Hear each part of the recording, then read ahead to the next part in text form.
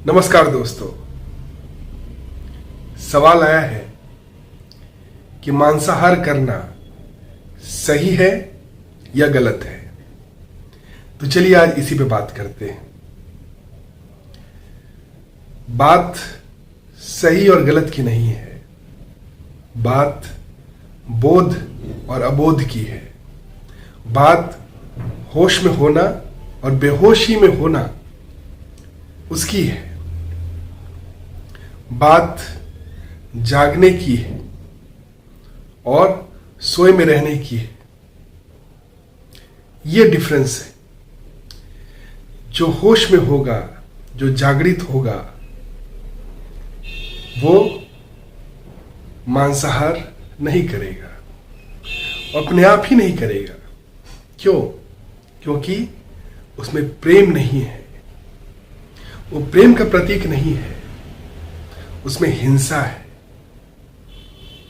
और हिंसा तभी संभव है जब हृदय में प्रेम नहीं है। जब कोई आदमी जान रहा है कि बिना हिंसा भी जिया जा सकता है, तो वो जीव की हत्या करके, उसका भोजन करके नहीं जिएगा। वो ऐसा करेगा ही नहीं। उसका ऐसा करना ये प्रमाण है कि अभी वो अबोध है, अभी वो जागा नहीं है, अभी उसके अंदर प्रेम नहीं है। क्योंकि जब प्रेम होगा तो फिर दया होगा ही। प्रेम मतलब जो बड़ा है उसी में प्रेम हो सकता है। प्रेम छोटा छोटा चेतना नहीं कर सकता है। जिसकी चेतना बड़ी हो चुकी है, ऊंचा उठ चुकी है, वही प्रेम कर सकता है। उसके अंदर ही प्रेम हो सकता है। तो बात यहां पे सही और गलत की नहीं है, बात बोध और अबोध की है। बात यहां प्रेम में होने की है। और जब कोई प्रेम में होगा, जिसके अंदर प्रेम होगा, आनंद होगा, वो फिर मांसाहार अपने आप ही नहीं करेगा। क्योंकि मांसाहार में जीव की हत्या है, हिंसा है। और जहां हिंसा है वहां प्रेम कैसे हो सकता है? और ये वहां जाना हुआ बात है कि बिना हिंसा किए हुए भी, बिना जीव की हत्या किए हुए भी आदमी जी सकता है। तो वो कभी हत्या नहीं होने देगा। अपने लिए, अपने पेट के लिए, अपने स्वाद के लिए वो हत्या नहीं होने देगा। तो वो वही होने देगा, तो वही करेगा जिसके अंदर प्रेम नहीं है, जिसके अंदर आनंद नहीं है, जिसके अंदर शांति नहीं है। तो वो अबोध की अवस्था है, वो बेहोशी की अवस्था है। उसी अवस्था में ही मांसाहार आदमी करता है, इंसान करता है। वही तामसिक गुण है, प्रवृत्ति है। सात्विक प्रवृत्ति में खुद वो मांसाहार नहीं करेगा। वो अपने आप, कोई छोड़ना जबरदस्ती नहीं करना पड़ता है, वो अपने आप छूट जाता है। क्योंकि जब प्रेम आएगा तो अपने आप हिंसा निकल जाएगा। ये दोनों एक साथ नहीं रह सकता है। जहां प्रेम है वहां हिंसा नहीं, और जहां हिंसा है वहां प्रेम नहीं। दोनों अलग अलग लेवल पे है। तो तामसिक नीचे स्तर पर है, फिर राजसिक और सात्विक।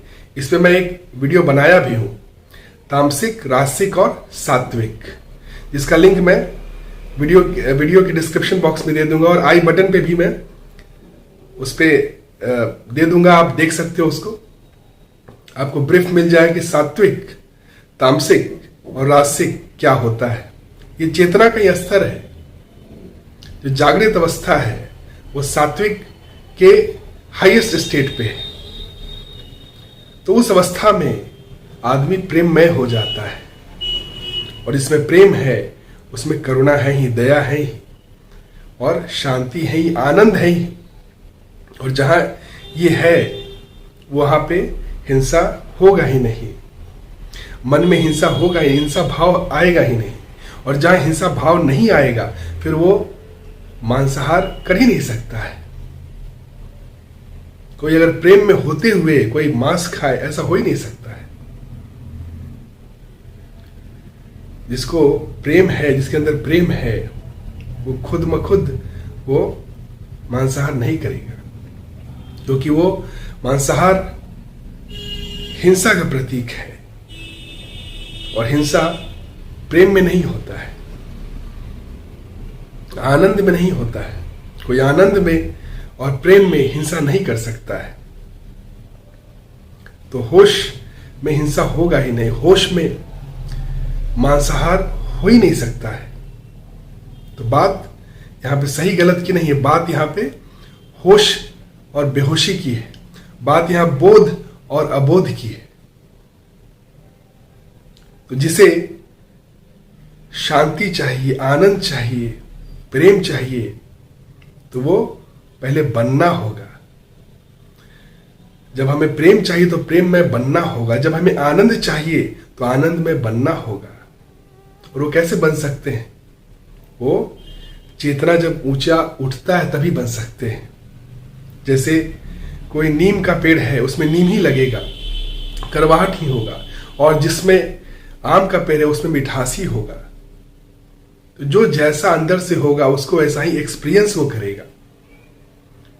तो जब आनंद चाहिए, प्रेम चाहिए, शांति चाहिए, तो फिर अंदर से वो होना पड़ेगा। और वो होने के लिए क्या है? मार्ग क्या है? सत्संग, सत्य के साथ संग, association with the truth. Truth यहां पे कौन है? Guru. Guru is the representative of the truth. Govind ही गुरु बन के आते हैं। उनके साथ संग होने से चेतना उठता है, चेतना को एक नया ऊंचाई मिलता है। और जब चेतना बड़ा होता है तो फिर उसमें प्रेम आता है, दया आता है, शांति आता है।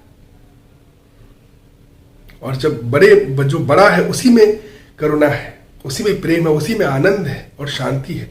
जितना छोटा होगा चेतना उतना ही डर होगा, लालच होगा, उतना ही अशांति होगा, उतना ही हिंसा होगा। और जितना बड़ा होगा उतना ही प्रेम होगा, दया होगा, शांति होगा, आनंद होगा। तो सत्संग से ही चेतना तामसिक से सात्विक स्तर तक पहुंच सकता है। और सात्विक स्तर पे आने के बाद मांसाहार अपने आप नहीं होगा, क्योंकि वो होश में आने की अवस्था है। और जहां होश है, जहां पे बोध है, वहां पे मांसाहार अपने आप नहीं होगा। वहां पे आनंद, जहां पे आनंद है वहां पे हिंसा है ही नहीं। जहां प्रेम है वहां हिंसा है ही नहीं। और जीवन का लक्ष्य, लक्ष्यों का लक्ष्य क्या है? यही है, प्रेम, आनंद और शांति। तो जिसे प्रेम, आनंद और शांति चाहिए वो मांसाहार को त्यागना होगा। और त्यागने कोई जबरदस्ती नहीं होता है, कोई जबरदस्ती कोई त्याग नहीं सकते हैं। इसीलिए आप देखोगे कि आप बहुत सारे जैन लोग में, जैन के घर में जो बच्चे होते हैं वो माँ बाप के डर से नहीं खाते हैं, प्रेशराइज में नहीं खाते हैं। लेकिन जब उन्हें मौका मिलता है, जब बाहर जाते हैं, हॉस्टल में जाते हैं, जब मौका मिलता है तो खाने लगते हैं। क्योंकि वो बोध से नहीं खा रहे थे, ऐसा नहीं था। उनमें बोध आ गया था तब वो नहीं खा रहे थे, ऐसा बात नहीं था। वो अबोध में वो जबरदस्ती उन पे थोपा गया था, वो इसलिए नहीं खा रहे थे। और जैसे ही उन्हें छूट मिला वो खाने लगे। तो ये क्या होता है? जब जबरदस्ती किसी पे थोपा नहीं जा सकता है, ये अपने आप उठता है। प्रेम का बीज मन में खिलता है तो फिर अपने आप हिंसा चला जाता है। और हिंसा जब गया तो फिर आप मांसाहार कर ही नहीं सकते हो। ये अपने आप, ये प्रकृति है। जैसे लाइट आएगा तो अंधकार अपने आप चला जाएगा। ये दोनों एक साथ नहीं रह सकता है। तो जिसे प्रेम चाहिए, आनंद चाहिए, शांति चाहिए, तो उसे क्या करना होगा? उसे सत्संग का साथ लेना होगा।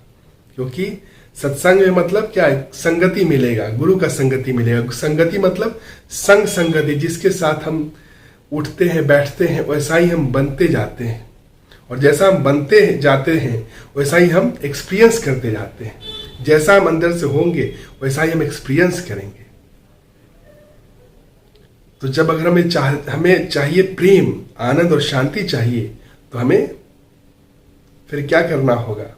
हमें सत्संग का साथ लेना होगा, तभी हम तामसिक से सात्विक तक पहुंच सकते हैं। और सात्विक में अपने आप मांसाहार छूट जाता है। वो हाथ छोड़ना नहीं पड़ता, जबरदस्ती नहीं करना होता, वो अपने आप छूट जाता है। क्योंकि करुणा और प्रेम से जो भरा हुआ हृदय है, मन है, वहां पे हिंसा का कोई जगह नहीं है, वहां पे मांसाहार का कोई जगह नहीं है। जब बिना मारे हुए भी जिया जा सकता है, वहां पे क्यों मारेगा? मार के वहां पे आनंद बाहर से नहीं मिल चाहिए। वहां पे बोध में आनंद बाहर से नहीं चाहिए। बोध में तो खुद अंदर आनंद है, अंदर प्रेम है, और आनंद और प्रेम में बाहर हिंसा आदमी कर ही नहीं सकता है, हिंसा का भाव उठ ही नहीं सकता है। तो बात बोध और अबोध की है, होश और बेहोशी की है। ये है बात। और ऐसा नहीं कि शाकाहार में कोई कमी है।